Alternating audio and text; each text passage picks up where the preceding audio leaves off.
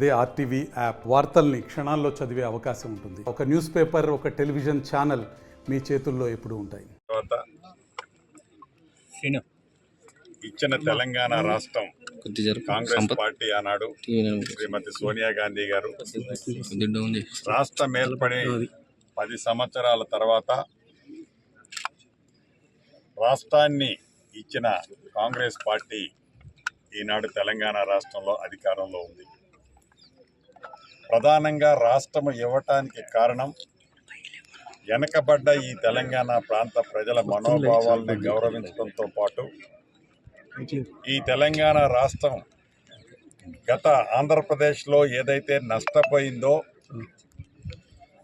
ఆ నష్టపోయిన దాన్ని ప్రజల ఇబ్బంది పడకుండా ఉండే విధంగా కొత్త రాష్ట్రాన్ని ఇస్తే కొత్తగా ఏర్పడిన గడిచిన 10 సంవత్సరాలలో కేవలం మాటలకే పరిమితమై చేతలలో కార్యరూపం శూన్యం చూపించి దొరికినంత అప్పు చేసి అప్పు ఇచ్చేవాడుంటే చాలు, అది ఎన్ని కండిషన్లు పెట్టినా పర్వాలేదు అని తెలంగాణ రాష్ట్రంలో సుమారు 7 లక్షల కోట్ల రూపాయలు అప్పు చేసి ప్రాజెక్టుల పేరుతో ప్రజలను మభ్యపెట్టి ఆనాటి ప్రభుత్వం యొక్క ప్రవర్తన నడవడిక మనం చూసాం.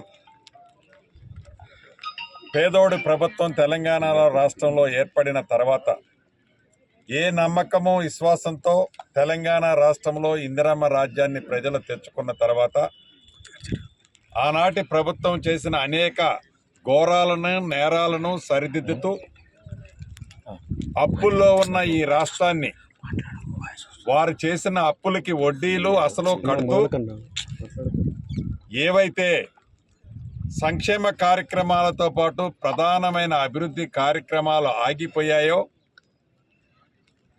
వాటన్నిటినీ గౌరవ ముఖ్యమంత్రి రేవంత్ రెడ్డి గారి నాయకత్వంలోని ఈనాడు ఈ ప్రభుత్వం ప్రజలకు అందించే దిశగా పనిచేస్తుంది. దాంట్లో భాగంగానే ఉమ్మడి ఖమ్మం జిల్లాకి సీతారామ ప్రాజెక్టు,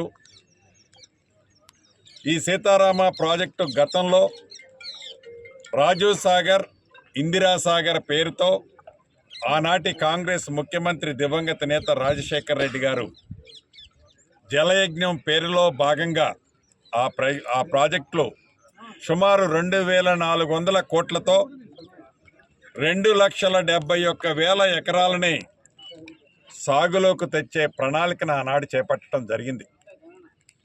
దానికి పేరు మార్పుతో పాటు ధనార్జన కోసం అలైన్మెంట్లు మార్చి వాటికి తుది మెరుగులు దిద్ది ఆ 2,400 కోట్ల ప్రాజెక్టుని తెలంగాణ సాధించుకున్న తర్వాత వచ్చిన ప్రభుత్వం ఏదైతే ఉందో అది సుమారు 18,000 కోట్లకి తీసుకెళ్ళి ఈ 18,000 కోట్లలో సుమారు 9,000 కోట్లని ఖర్చు పెట్టి ఒక్క ఎకరానికి కూడా ఆనాడు ఆ ప్రభుత్వం నీళ్ళివ్వని సంగతి మనం ప్రత్యక్షంగా ఈనాడు మనం చూస్తున్నాం. అంతేకాదు ఇప్పుడు మనం గోదావరి కరకట్టలలో ఉన్నాం. ఆనాటి కాంగ్రెస్ ముఖ్యమంత్రి దివంగత నేత రాజశేఖర్ రెడ్డి గారు ఈ కరకట్టలన్నీ ఏర్పాటు చేస్తే ఆనాడు ల్యాండ్ ఎక్విజిషన్ కారణంగా కొన్ని బిట్లు ఆగిపోతే ఆ ఆగిపోయిన బిట్లకి కూడా నింపని గత ప్రభుత్వం ఈ ప్రాంత ప్రజలంతా గోదావరి వచ్చినప్పుడు ప్రాణాన్ని అరిచేతిలో పెట్టుకొని బిక్కుమని బ్రతికే ఈ గిరిజన ప్రాంత ప్రజల కోసం ఈ తెలంగాణ ప్రభుత్వంలో ఇందిరమ్మ రాజ్యం వచ్చిన తర్వాత అటువంటి పనులన్నిటినీ యుద్ధ ప్రాతిపదిక మీద పూర్తి చేసే దిశగా ఈనాటి గౌరవ ముఖ్యమంత్రి రేవంత్ రెడ్డి గారి నాయకత్వంలో ఈ పనులు చేపట్టాం. ఏదైతే ఇందాక చెప్పిన సీతారామ ప్రాజెక్టులో ఒక లింక్ కెనాల్ని ఏర్పాటు చేసి మొదటి విడతగా సుమారు 1,50,000 ఎకరాలు ఆయకట్టు, అది నాగార్జున సాగర్ ప్రాజెక్టు ఆయకట్టు కావచ్చు,